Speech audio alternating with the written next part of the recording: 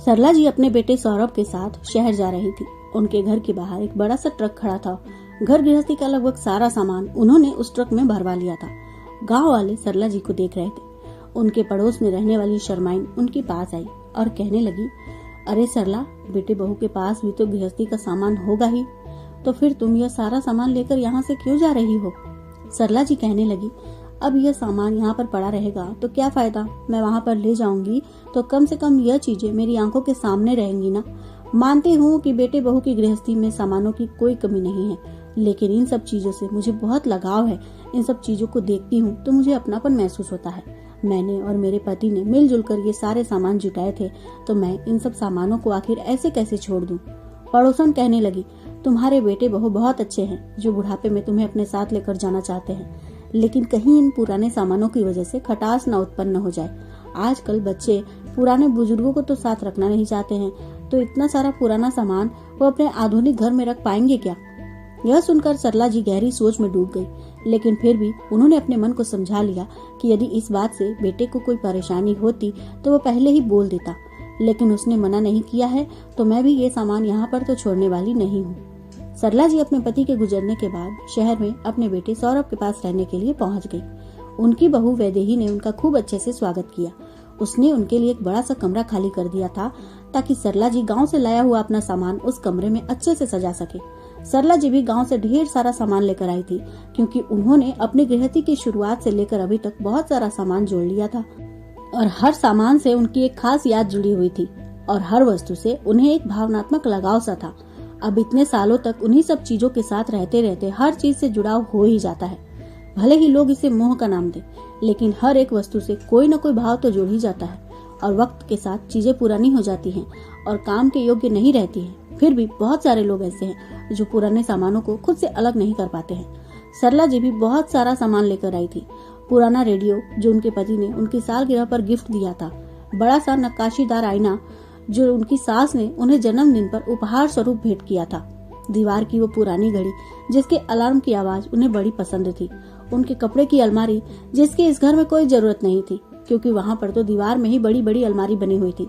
फिर भी सरला जी ऐसे ही ना जाने कितने सारे सामान लेकर आ गई थी। उनका कमरा उनके सामानों से भरा हुआ रहता था और उन्हें ऐसा लगता था जैसे वह अपने गांव वाले घर में ही रह रही हैं। सरला जी व्यस्त रहे, इसके लिए उनकी बहू वैदेही ने उन्हें पार्क लेकर जाना शुरू कर दिया। वहाँ पर सरला जी की बहुत सारी और महिलाओं से जान पहचान हुई। धीरे धीरे वह सभी एक दूसरे के साथ ढेर सारा समय व्यतीत करने लगी। पास में ही एक अनाथ आश्रम भी था। सरला जी कभी कभी अपनी सहेलियों के साथ वहाँ पर जाकर भी समय व्यतीत किया करती थी। घर से थोड़ी ही दूर पर एक वृद्धाश्रम भी था। सरला जी कभी कभी वहाँ पर भी चली जाया करती थी। सरला जी को पढ़ने लिखने का शौक था, तो उनका बेटा उनके लिए तरह तरह की किताबें लाता रहता था। कुल मिलाकर शहर में अब उनका मन लग गया था। बेटे बहू ने हर तरह से उनका ध्यान रखा था। तबीयत खराब होने पर उनकी बहू उनकी खूब सेवा करती थी। वो तो ऐसे बच्चे पाकर धन्य हो गई थी, लेकिन धीरे धीरे साल दर साल बीतने लगे और वह थोड़ी कमजोर होने लगी। कभी कभी उन्हें ऐसा महसूस होता था कि अगर वह किसी रात सोई और सुबह उठ ना पाए तो। उम्र बढ़ने के साथ ऐसे ख्याल आना आम बातें हो जाती है। इंसान को लगने लगता है कि पता नहीं कब मेरा अंतिम समय आ जाएगा और वह हर एक दिन अनिश्चितता के साए में जीने लगता है। सरला जी भी अब कभी कभी अपनी मृत्यु के बारे में सोचने लगती थी और तब उन्हें लगता था कि बेटे बहू के घर में जो उन्होंने इतना सारा सामान इकट्ठा कर रखा है, उन सामानों का भविष्य क्या होगा। कई महीनों तक सोच विचार करने के बाद उन्होंने एक फैसला लिया। हालांकि यह फैसला लेना इतना आसान नहीं था, क्योंकि उन्हें अपने सारे पुराने सामानों से बहुत गहरा लगाव था, या यूं कहें कि मोह था। लेकिन अब उन्होंने कुछ हटकर सोचना शुरू कर दिया था। एक दिन वो अपना पुराना रेडियो लेकर घर से जाने लगी तो उनकी बहू पूछ बैठी, मम्मी जी, ये रेडियो लेकर कहाँ जा रही हैं आप? तो सरला जी कहने लगी, बहू, मैं वृद्धाश्रम जा रही हूँ, वहाँ पर सोच रही हूँ कि यह रेडियो किसी को दे देती हूँ। कोई इस पर गाने सुनेगा तो अच्छा ही रहेगा ना। वैसे भी यहाँ पर यह बंद पड़ा हुआ है। अब इस घर में तो स्मार्ट टीवी है, मोबाइल फोन में भी गाने सुन ही लेती हूँ। यह तो ऐसे ही बंद ही पड़ा रहता है, इससे अच्छा कि कोई इसका प्रयोग कर लेगा। यह सुनकर वैदेही हैरान रह गई, क्योंकि इससे पहले तो सासू माँ अपने पुराने सामानों को किसी को हाथ नहीं लगाने देती थी। सरला जी मुस्कुराते हुए रेडियो लेकर चली गई। अब तो यह आए दिन की बात हो गई। सरला जी धीरे धीरे अपना सामान कम करती जा रही थी। एक दिन उन्होंने अपनी अलमारी बेच दी और उन रुपयों से अनाथ आश्रम के बच्चों के लिए फल, मिठाइयाँ और कपड़े खरीद कर ले गई। यह सब देखकर वैदेही को बड़ा अजीब लग रहा था कि वो सास जो गांव से सारा सामान ढो कर लाई थी, अब सारे सामानों को हटा क्यों रही थी। एक दिन मौका मिलते ही उसने अपनी सास के पास बैठते हुए कहा, मम्मी जी मुझे आपसे कुछ पूछना है। सरला जी मुस्कुराते हुए बोली, हाँ बहू पूछो ना, क्या पूछना चाहती हो तुम। वैदेही सकुचाते हुए बोली, मम्मी जी मैं यह जानना चाहती हूँ कि आजकल आप अपने सारे सामान हटा क्यों रही हैं। सरला जी मुस्कुराते हुए बोली, बहू तुम्हें मेरे सामानों में से कुछ चाहिए तो ले लो, मैंने तो तुमसे पहले भी पूछा था और तुमने कहा था कि तुम्हें किसी चीज की जरूरत नहीं है। वैदेही कहने लगी, हाँ मम्मी जी घर में सारा सामान मौजूद है, मुझे आपका सामान नहीं चाहिए, लेकिन फिर भी मैं ये जानना चाहती हूँ कि आप सारा सामान धीरे धीरे हटा क्यों रही हैं। आपको तो इन सामानों से कितना प्यार था ना। सरला जी हंसते हुए बोली, बहू प्यार तो इंसान को भी इंसान से होता है, लेकिन एक दिन वह इस दुनिया से चला जाता है तो क्या बाकी लोग उस इंसान के बिना नहीं जीते हैं। यह सुनकर वैदेही सकपका गई और कहने लगी, मम्मी जी आप इतनी अजीब तरीके से बातें क्यों कर रही हैं। सरला जी हंसते हुए कहने लगी, मैं सोच रही हूँ कि मैं पता नहीं कब तक जीऊं, फिर मेरे बाद जब मेरा शरीर ही इस दुनिया में नहीं रहेगा तो मेरे सामान का इस घर में क्या काम होगा। वैदेही सन्न रह गई और कहने लगी, मम्मी जी आप यह सब क्यों सोच रही हैं, हमसे कोई गलती हो गई है क्या। हम आपका इतना ध्यान रखते हैं फिर भी आप ये सब क्यों कर रही हैं। आपकी इस हरकत से लोग तो हमें बदनाम कर देंगे, आखिर आप चाहती क्या हैं। फिर सास ने रहस्य पर से पर्दा हटाते हुए कहा, बहू यह तो अपने अपने सोचने का ढंग है, लोग तो हजार तरह की बातें बनाते हैं, लेकिन असल बात तो यह है कि मैं अपनी मृत्यु की तैयारी कर रही हूँ। यह सुनकर वैदेही कांप उठी और कहने लगी, मम्मी जी आप ये क्या कह रही हैं, मैं तो कभी सोच भी नहीं सकती कि। आगे के शब्द वो बोल ही नहीं पाए।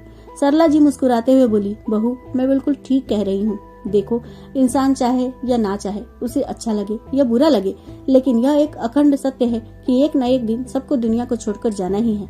अब मैं भी बूढ़ी हो चली हूँ, ना जाने कब मेरा भी बुलावा आ जाए, इसलिए मैं अपनी मृत्यु की तैयारी कर रही हूँ। वैदेही की आंखों में आंसू आने लगे तो सास ने उसके आंसू पोंछते हुए उसे अपने गले से लगा लिया और उसके माथे को चूमते हुए बोली, देखो बहू मैं जो भी कर रही हूँ बहुत सोच समझ कर रही हूँ। देखो मेरे जाने के बाद मेरा सारा सामान यहीं पड़ा रहेगा, मेरी अलमारी भी भरी हुई है। तुम लोग असमंजस में पड़ जाओगे कि इन सामानों का क्या करना है। भावनात्मक लगाव होने की वजह से तुम इन चीजों को फेंक भी नहीं पाओगे और बेच भी नहीं पाओगे, और अगर तुमने इन सामानों को हटाया भी तो तुम लोगों को आत्मग्लानि होगी। मैं नहीं चाहती कि मेरे जाने के बाद मेरा सामान अनचाहे बोझ की तरह इस घर में पड़ा रहे, इसलिए मैं अपने जीते जी अपना कुछ सामान बेच रही हूँ और कुछ दान में दे रही हूँ, और जो तुम लोगों को जरूरत का सामान लगे तुम लोग रख लो। मुझे कोई दिक्कत नहीं है बेटा, वैसे भी कहा जाता है कि हम खाली हाथ आए थे खाली हाथ जाना है, तो बस मैं अपना सामान खाली कर रही हूँ ताकि मेरे जाने के बाद किसी को भी कष्ट ना हो।